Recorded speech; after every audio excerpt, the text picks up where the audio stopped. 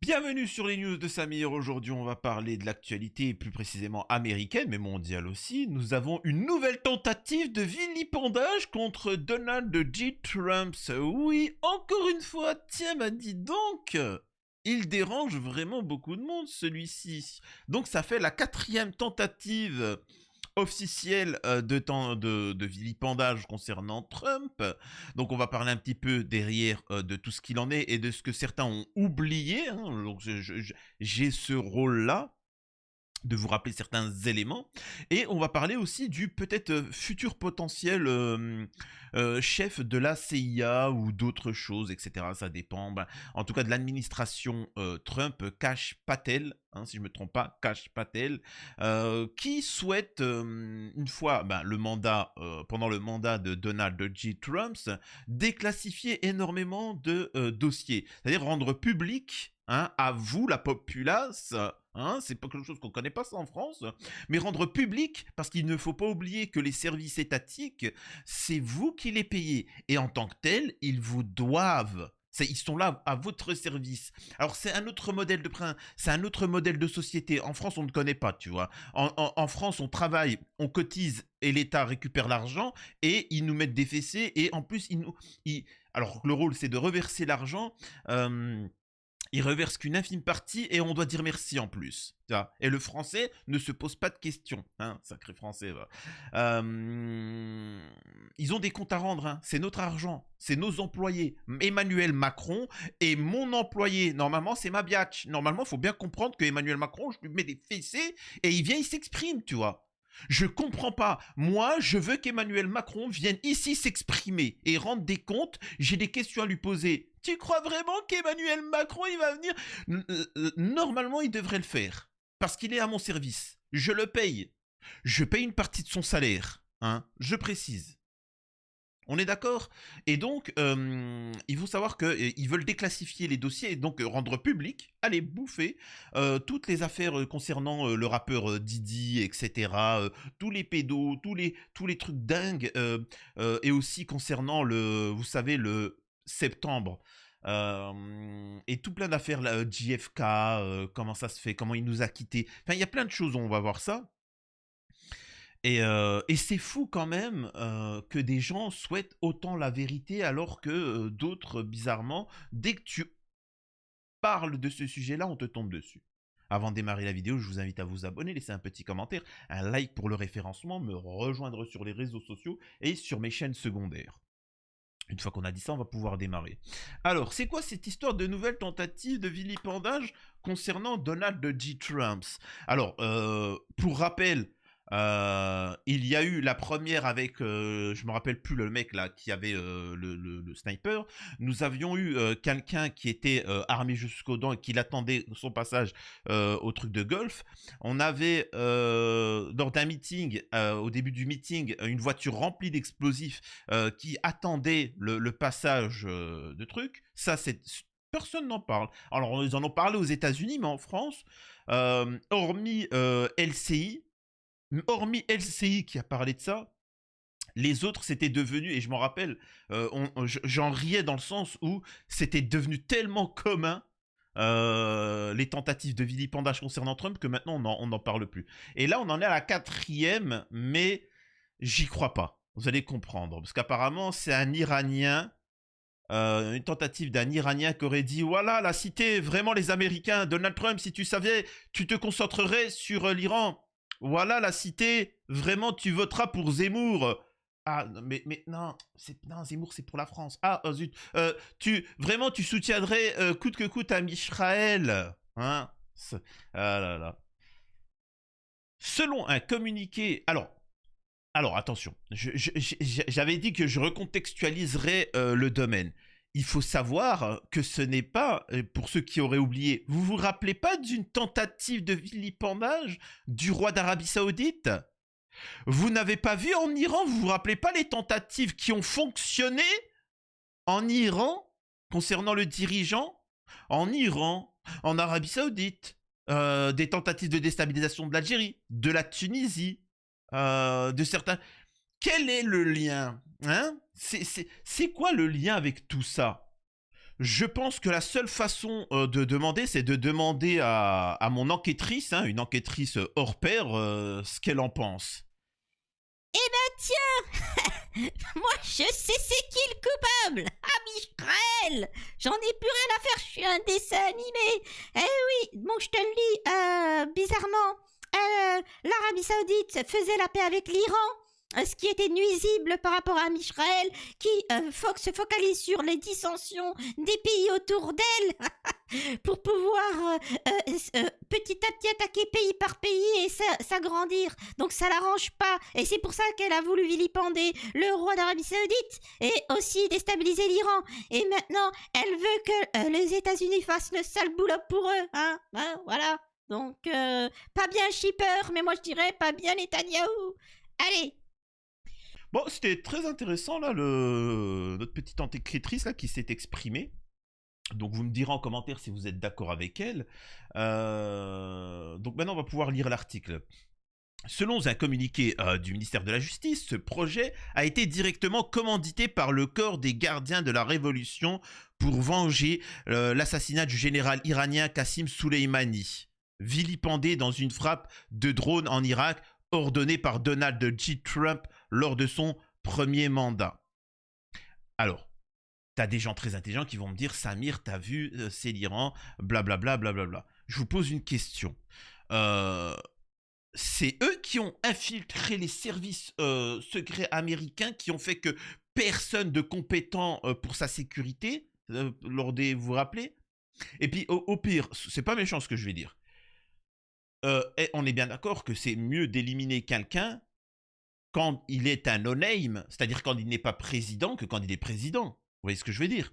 Si vous voulez éliminer quelqu'un, par exemple, vous voulez attenter à la vie d'Emmanuel Macron, plutôt que d'attendre maintenant, vous attendez quand il est plus... c'est-à-dire que quand le mec il est obligé de faire ses courses à Lidl, quoi. Vous voyez ce que je veux dire? Mais ça sert à rien pendant qu'il est président. Enfin, ça n'a pas de logique, tu vois. Si t'attends qu'il soit réélu pour commencer à le vilipender, bref. Téhéran préparait-il le vilipendage de Donald J. Trump? Le ministère américain de la Justice a inculpé un agent de l'Iran pour un projet de vilipendage de Donald Trump qui aurait été commandité par le corps des gardiens de la Révolution, force d'élite du régime des Mollahs. Le procureur général Merrick Garland a déclaré que Farhad Shakeri, un Afghan de 51 ans résidant à Téhéran, après avoir passé 14 ans en prison aux États-Unis, a informé les autorités américaines qu'il avait été chargé de fournir un plan pour tuer le candidat républicain à la Maison-Blanche avant l'élection du 5 novembre. Alors, vraiment... oh là là. C'est-à-dire qu'ils ont pris quelqu'un... Alors, il faut savoir que t'as un Iranien, le mec, il se promenait aux États-Unis, hop, ils l'ont chopé en tôle. 14 ans plus tard, le mec, il se fait vilipender, alors qu'il n'a rien à voir, tu vois. Et on lui a dit, écoute, tu vas dire ça, et tu seras libre. Le mec, il a dit, mais je t'en rajoute même, je te fais des trucs en 3D, y a pas de souci. Ouais, tu dis comme quoi que t'as fait un projet. C'est-à-dire que faut bien comprendre que l'Iran, qui a l'arme atomique, qui a une armée puissante, plus de 80 millions d'habitants, qui n'a pas peur de défier le monde, qui sont capables d'avoir, c'est d'une des rares nations à avoir des missiles hypersoniques. Ils sont obligés d'attendre un pauvre pecno aux États-Unis qui est enfermé dans une prison américaine, donc surveillé, depuis plus de 15 ans, pour trouver un plan pour tomber sur Trump. Non, mais attends. Attendez. Je sais pas, encore une fois, moi... C'est plus que c'était les États-Unis, je suis désolé. Hollywood, quand même. Terminator, quand même. Retour vers le futur. Tu vois? The Thing, je sais pas. Sans parler, c'était film. Il y avait du fun, de l'action, du scénario. Maintenant, là, c'est bidon. Enfin, quoi, c'est... Oh là là, on dirait une production française. Bref, c'est faux, ça. Une plainte a été déposée contre lui devant le tribunal fédéral de Manhattan.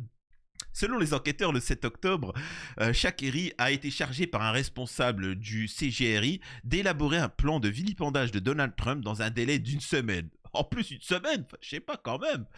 Si le délai n'était pas respecté, il prévoyait de reporter la tentative de vilipendage, pensant que Trump perdrait les élections et qu'il serait alors plus facile de l'éliminer. Le gouvernement a... Enfin, ça fait un moment que Trump n'est plus président. Enfin, il n'était plus président. Enfin, je sais pas. Le gouvernement américain a précisé que Shakeri n'avait pas été arrêté et qu'il se trouvait probablement en Iran. Deux de ses complices, Carlis Rivera, 49 ans, et Jonathan Loudhall, 36 ans, ont déjà été arrêtés. Stephen Chung, porte-parole de Donald Trump, a déclaré que le président élu était au courant du projet de vilipendage et que rien ne le dissuaderait de retourner à la Maison-Blanche et de rétablir la paix dans le monde.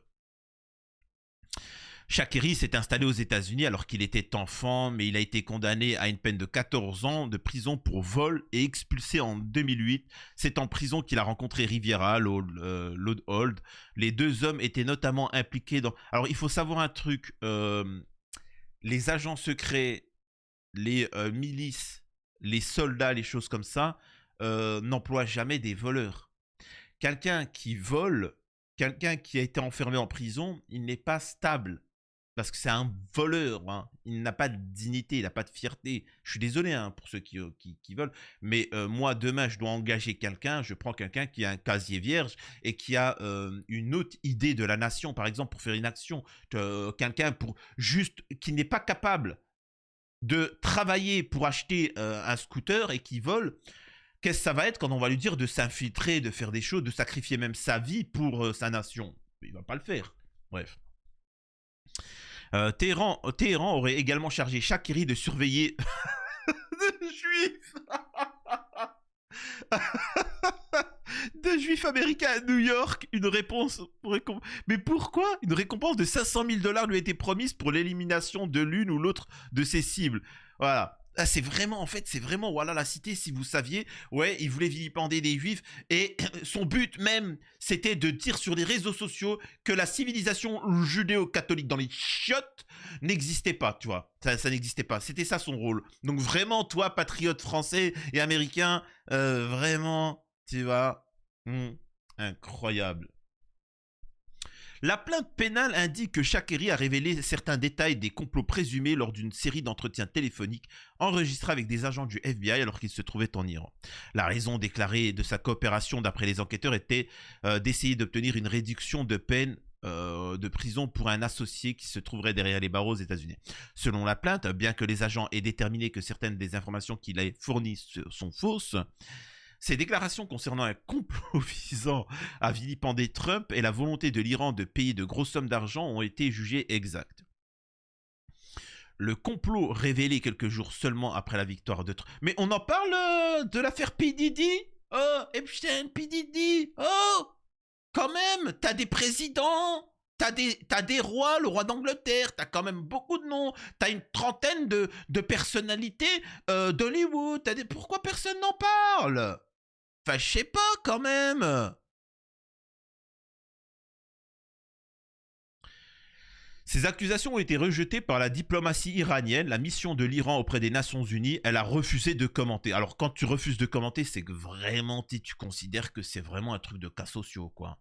Des agents iraniens ont également mené une opération de piratage et de fuite de courriels appartenant à des associés de la campagne Trump dans ce que les autorités ont estimé être une tentative d'ingérence dans l'élection présidentielle.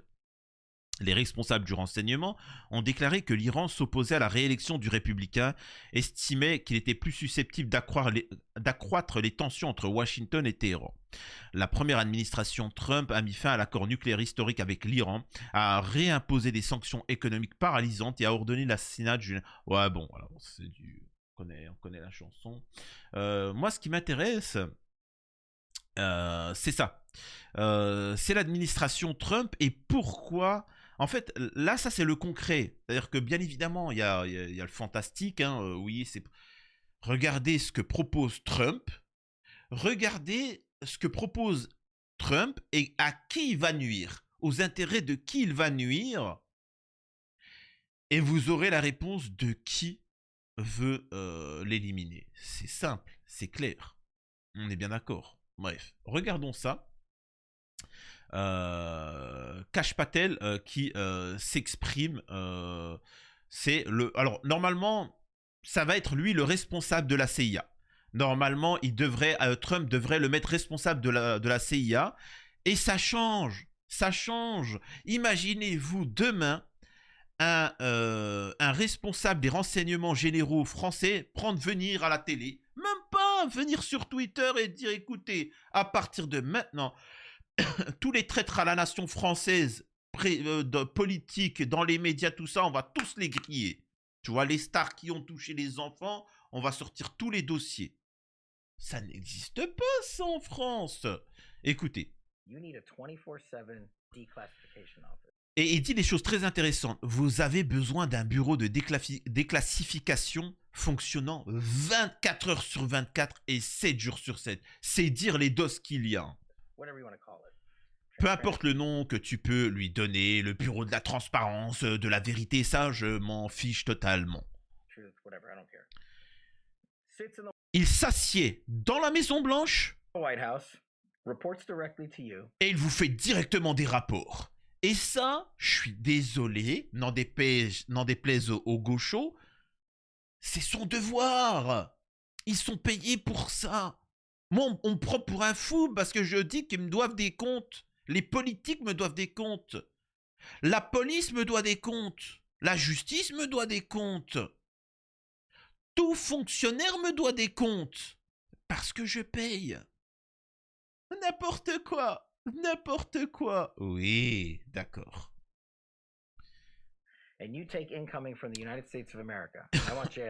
Je veux les dossiers sur JFK. Je veux les dossiers sur le septembre. Je veux ça, je veux ça. Tout le FBI, et c'est quelque chose que nous n'avons pas couvert, qu'on n'a pas parlé, c'est que l'État profond utilise le plus pour couvrir leur corruption. C'est-à-dire que là, ce qu'il est en train de dire, le futur responsable de la CIA te dit à toi, mec, tes agences de renseignement, de services secrets, de tout ce que tu veux, est utilisé par l'État profond pour se protéger de leur corruption, de leur trafic, de ce qu'ils font des machins. Ils sont pas là pour protéger la nation, ils sont pas là pour truquer, ils sont pas là pour ta sécurité. Ils sont là pour des intérêts supérieurs. Ce n'est pas moi qui le dis, c'est le futur responsable de la CIA.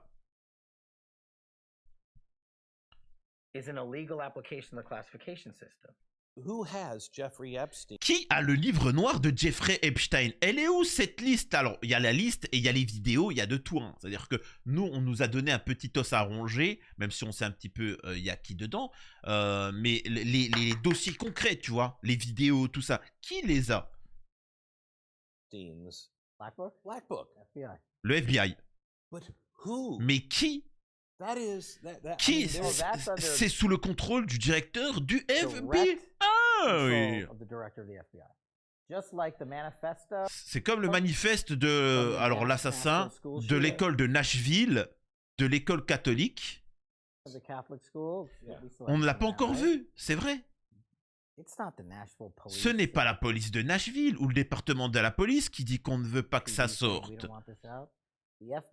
C'est le FBI qui est intervenu dans cette opération et a dit ça ne sort pas. Parce qu'ils font ça parce que c'est une autre opération gangster du gouvernement. Alors, c'est quand même dingue ce qu'il dit. C'est quand même fou. C'est quand même fou ce mec-là, ce qu'il est en train de dire. On écoute la suite. Et ça revient un petit peu aux propos que je dis dans mes vidéos sur les disparitions d'enfants, les affaires sombres dans l'État, les milliers d'enfants qui disparaissent chaque année. Je vous ai toujours dit, la justice et la police et les enquêteurs et les gendarmes français sont très compétents quand on leur en donne l'ordre.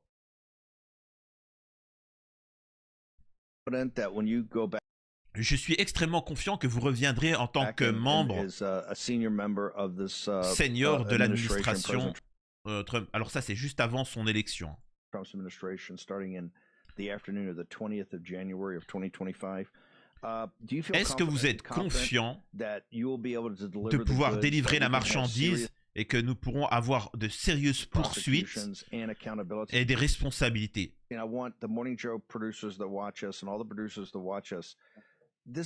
Alors là, il s'adresse à machin, il prévient. Alors effectivement, alors je précise aussi une petite parenthèse, je ne vais pas vous le montrer là. Il faut savoir qu'aux États-Unis, c'est une dinguerie. Les avocats sont en train de dire à tout plein de stars américaines, partez du pays.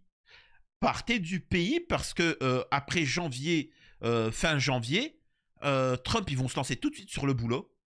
Parce qu'il n'est pas encore mis en place, Trump. C'est à partir de janvier 2025 qu'il sera mis en place. Et là, les gars, ils vont sortir sans pitié les vidéos de vous avec des enfants, de ceci ou cela. Partez tout de suite. Mais où c'est qu'on ira? Où c'est? On va aller en Algérie. Ne te trompe pas, va pas en Algérie, surtout Billy. Ils vont t'extrader immédiatement. Mais quel pays? Un seul pays, Billy. Un seul pays protège les pédos. La France. Ben, tu vois. T'inquiète pas. Incroyable. Je rappelle que Roman Polanski, pour avoir bip une fille de 13 ans et l'avoir bip des produits pour qu'elle s'endort et l'avoir bip par derrière, etc., risque la peine à perpète aux États-Unis et depuis n'est plus jamais retourné aux États-Unis. Dieu merci, la France l'a accueilli. Vous ne pouvez pas avoir une république constitutionnelle et permettre que des membres de l'État profond ont fait ça au pays.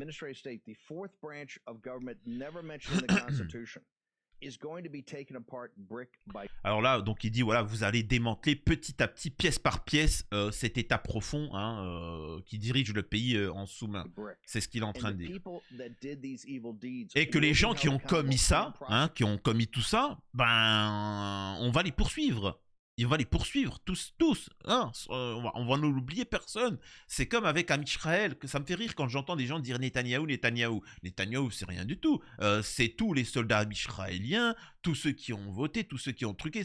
C'est tout ça qui sont responsables. C'est l'État d'Amisraéli. C'est pas juste Netanyahou. Vous voyez ce que je veux dire? Qu'on ne vienne pas nous mettre demain j'y m'appelle Mohamed, j'y suis le responsable de l'État profond américain. Sur la tête de ma mère, j'y suis le responsable.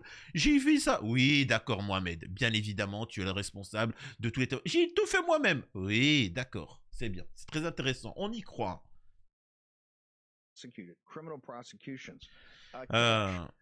Je sais que vous allez probablement être le futur président de la CIA, mais est-ce que vous croyez que vous pourriez rendre justice sur un sujet de ce genre-là dans les premiers mois? Oui, on a le feu vert pour ça, Bannon. Et vous connaissez ces gens, je ne vais pas commencer à dire le nom maintenant, parce que les médias d'extrême gauche puissent les terroriser. Mais excusez-moi, la seule chose que nous avons appris dans la première administration de Trump, c'est que nous devons mettre tous les Américains de haut en bas patriotes. Et là, encore une fois, c'est quelque chose de très intéressant. Il est en train de dire... On a le feu vert, c'est ce que Trump veut, donc oui, on va le faire. Mais on a appris une chose lors du premier mandat de Trump. C'est que il faut mettre des patriotes qui aiment la nation de haut en bas. Parce qu'il y a toujours quelqu'un dans la liste qui va protéger les autres et ainsi de suite. Par exemple, les pédos. Il faut savoir que le sujet des pédos, c'est pas que les élites. Il y a des boulangers qui sont pédos, il y a des agriculteurs qui sont pédos, il y a des facteurs qui sont pédos, t'as des profs qui sont... T'as de tout. T'as beaucoup de youtubeurs qui sont pédos. Si vous regardez les affaires, là, ils tombent tous. Et ça permet de comprendre. C'est-à-dire que vous ne comprenez pas pourquoi. C'est-à-dire que vous faites des vidéos, par exemple, et d'un seul coup, vous dites, ouais, il faudrait la peine capitale pour les pédos. Et d'un seul coup, t'as beaucoup de gens qui te tombent dessus. Des youtubeurs, des trucs, tout ça. Parce que ils en sont. T'as des gens, ils ont peur. Et c'est pareil, dans l'État, même si tu fais tomber quelques têtes, il faut faire le ménage de haut en bas des traîtres à la nation. De haut en bas. Parce qu'il suffit qu'il y en ait un qui t'invente une histoire bidon, qui crée des tensions, etc. C'est fou. C'est fou. C'est incroyable. Bref. enforcement, we got them for intel collection, we got them for offensive operations, we got them for DOD. Ouais, donc on va les déglinguer, c'est ce qu'il est en train de dire. Donc, phénoménal. Et voyez la différence qui est intéressante. Et ça, malheureusement, et c'est pour ça que la gauche française tombe sur Donald J. Trump, c'est parce qu'il veut lutter contre l'État profond. Alors on sait très bien c'est qui l'État profond. Pareil, hein, il faut bien comprendre aussi pourquoi la Tunisie, on lui tombe dessus. Je suis pas tunisien, je précise. Mais moi, je vois la Tunisie qui est en train de lutter contre la corruption, qui est en train de lutter contre les gens qui sont payés de l'étranger pour déstabiliser le pays. Et bizarrement, je vois toujours les mêmes personnes tomber sur la Tunisie maintenant. Alors qu'avant, c'était tout bien. Quand c'était Ben Ali, tout ça, on n'entendait pas les gauchistes s'exprimer. Hein? Quand c'était une dictature, personne ne s'en souciait. Et là, bizarrement, ils en parlent. L'économie tunisienne se développe petit à petit. Et c'est dur avec ce qui s'est passé auparavant. Et bizarrement, on leur tombe dessus. Posez-vous les bonnes questions. Posez-vous les bonnes questions. Quand tu as le soutien de... Enfin bref. En tout cas, voilà. J'espère que ça vous a plu. Dites-moi ce que vous en pensez. Et à la prochaine sur les news de Samir.